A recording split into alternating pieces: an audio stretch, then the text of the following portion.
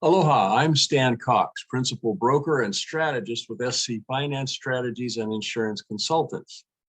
I'm also the author of the books on the tax-free cash growth warehouse strategy, and I'm the Managing Director of the Hawaii Financial Freethinkers Academy, a nonprofit financial literacy education organization. For the past several years, I have focused on and specialized in the infinite banking concept and the tax-free cash growth warehouse finance strategy. Now, this is a topic that gets a lot of attention, really, but it's mostly by way of explaining other aspects of the infinite banking tax-free cash growth warehouse strategy. So I want to address this as an integral but standalone provision. The subject: how does infinite banking protect your financial world? Oh, let me count the ways.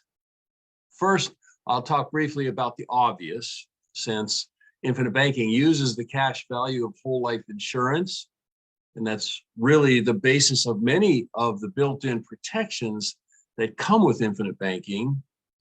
There is the life insurance. Life insurance really is all about protecting the financial welfare of your beneficiaries. That's why I tend to think of the life insurance part as an added bonus, because when I'm talking about infinite banking and the tax-free cash growth warehouse, it's all about the benefits to the owner, not the beneficiaries. When the insured person dies, the face value or death benefit of the policy is paid to the beneficiaries tax-free. Just how much financial welfare that provides obviously depends on how big the policy is or how much death benefit was purchased in the first place. Of course, with infinite banking policies, they are provided by participating whole life with mutual companies. That being the case, the size of the policy normally grows every year as the dividends and paid up additions purchase additional whole life insurance. So really, the face value and death benefit received by the beneficiaries depends not only on how big the policy was at the time of purchase, but also how long the policy has been in force and growing with the dividends and paid up additions. So there's the life insurance part of infinite banking, and that usually provides quite a bit of financial protection for the beneficiaries. Basically, life insurance assures that there will be an inheritance, a financial legacy. Okay, now for the owner of the infinite banking account. It's interesting to note that the financial rules we're about to talk about are governed by Section 7702 of the Internal Revenue Code. It's interesting because the IRS exempts the cash growth within a life insurance policy from taxation. That's not very common for the IRS to do that. It also exempts the payout of the death benefit from taxation under most circumstances. It's important to note that while the cash growth is exempted from income or capital gains tax, if you withdraw what grew tax-free or surrender the policy after it has grown tax-free cash value, then there will be a tax due on the portion that had been exempt well within the policy. Now, here's how that works. Let's say that you've paid in $100,000 in premium while you had the policy. That's called cost basis. That's what you paid for it up to that date. During that time, let's say the cash value grew to $130,000. All the money you paid into the cost basis, you already paid tax on before you paid the premiums. The additional $30,000 has never been taxed. So if you were to surrender the policy at that point, that $30,000 would become taxable at the current income tax rate, whatever it is at the time that you surrender the policy.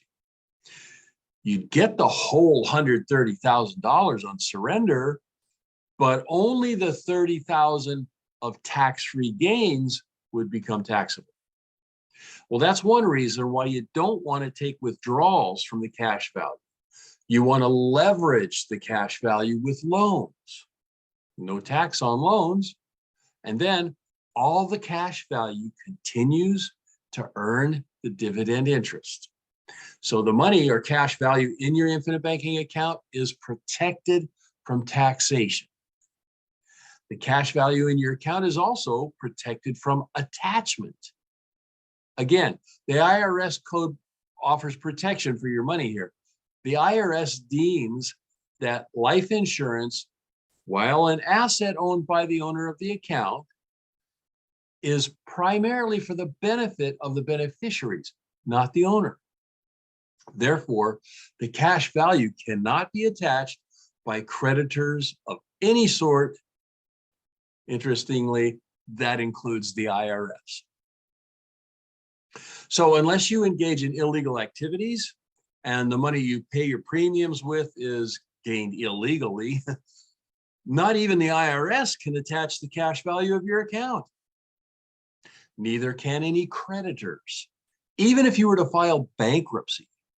So even if you have millions of dollars in the cash value of your infinite banking account, if a lawsuit were awarded against you, if creditors were awarded garnishments of your assets, wages, bank accounts, etc., they cannot touch the cash value of your infinite banking account. It's protected. Another way your financial world is protected by infinite banking is by the simple fact that the cash value growing in your account is not attached to the Wall Street slot machine. It's not dependent on the stock market and is not subject to the volatility and losses inherent in the market. That protection may seem inconsequential in that bank accounts aren't tied to the stock market either, but bank accounts don't really grow your savings. I mean, can you count less than 1% that the banks pay in interest as any kind of growth? And then that fraction of 1% that they do pay is taxed. Forget about it. Now, here's the protection that is worth its weight in gold. By means of the leveraging provision of infinite banking, you can invest your money in any number of things that may net you gains. Passive income streams such as real estate, businesses, yes, even the stock market, without the risk of total loss. That's because even if the investment should completely tank and the money you put in is lost, the money you leveraged, your money, is still safely in your account earning dividend interest. Now that's protection, baby. Okay, the asset that your infinite banking account is also invisible to agencies and programs that count your assets against your ability to obtain certain governmental benefits. For example, when applying for a student loan or Medicaid, they look at your assets to determine if you're eligible and for how much benefit you qualify for. Again, even if you have millions in your infinite banking account, it is not included in assets that can lower your eligibility. All considered, infinite banking provides some of the greatest protections for your financial world that exist.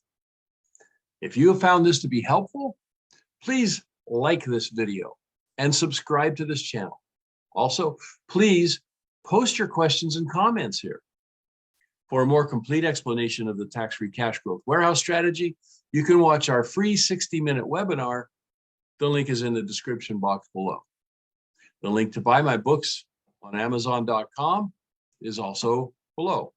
If you'd like to book a free phone consultation with me, the link to my Calendly page is right down here below. And if you'd like to apply to become a client of ours, we'd love you to do that. The link to the application is right below. We're here to help, and we look forward to helping you. For now, aloha and mahalo for watching.